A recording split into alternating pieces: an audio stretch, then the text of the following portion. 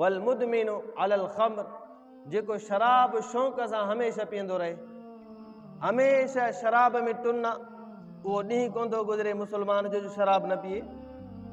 आहे त मुहम्मद मुस्तफ़ा जो उम्मती, आहे त ख़ातमुन नबीयीन जो उम्मती, लेकिन उनजी उहो ॾींहुं उहा राति नथी गुज़रे जंहिं राति में शराब न पीए।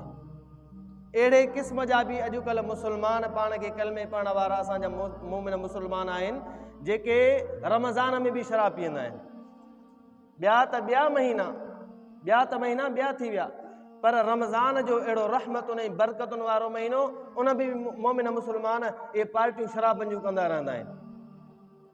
पाण सल्लल्लाहु अलैहि वसल्लम जन फरमायो वल मुदमिनु अलल ख़म्र, जेको शराब हमेशह पीअंदो रहे, हिकिड़ो हूंदो आहे गुनाह कॾहिं कॾहिं थी वेंदो आहे, इहा इंसान जी फितरत में पयल आहे, कॾहिं कॾहिं गुनाह थींदो आहे, इहा इंसान जी फितरत आहे। छो त कुल्लु बनी आदम ख़ताउन, हर इंसान ख़ताकार आहे।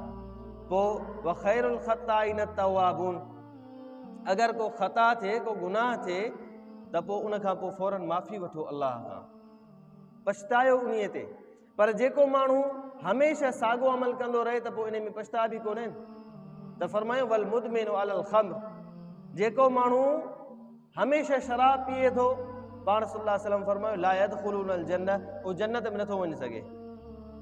पोइ जॾहिं जन्नत न मिली, अल्लाह जी रहमत न मिली, त पोइ इहो बि नाकाम थियो। दुनिया में भली उहो केतिरो बि पाण खे कामयाबु सम्झंदो हुजे, अॼुकल्ह शराब खे तव्हां ॾिसंदो, जेके माण्हू शराब पीअंदा आहिनि, जेके माण्हू नशो कंदा आहिनि, इहे फैशन सम्झी कनि था। इहे सम्झनि था त को असांखे वॾा माण्हू आहियूं, शराब पीऊं था, असां फैशन सम्झी करे शराब इस्तेमालु कयूं था, नशा इस्तेमालु कयूं था।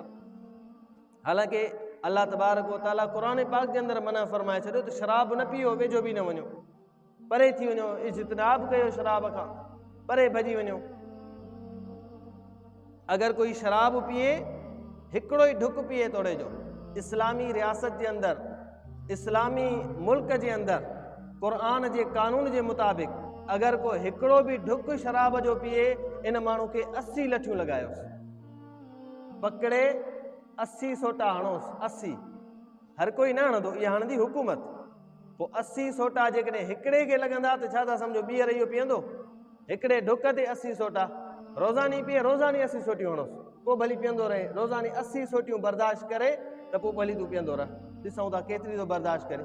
पर हालत एतिरी आहे, हालत इहा आहे त जंहिंखे कानून नाफ़िज़ करणो हुयो, जेके माण्हू इहो क़ुरान जो कानून हलाइनि हा दुनिया जे अंदरि, क़ुरान हिन मुल्क पाकिस्तान जे अंदरि, उहे पाण वीचारा रोज़ शराब पीअंदा आहिनि। जेके ॿियनि ते हदूं जारी कनि हा, उहे पाण वीचारा ज़िनाउनि में लॻा पिया आहिनि। जेके माण्हू ॿियनि जे मथां क़ुरानी अहकामनि खे जारी कनि हा, उहे पाण फेली कमनि में मसरूफ़ आहिनि। त पोइ केरु क़ुरान ते केरु अमल कंदो?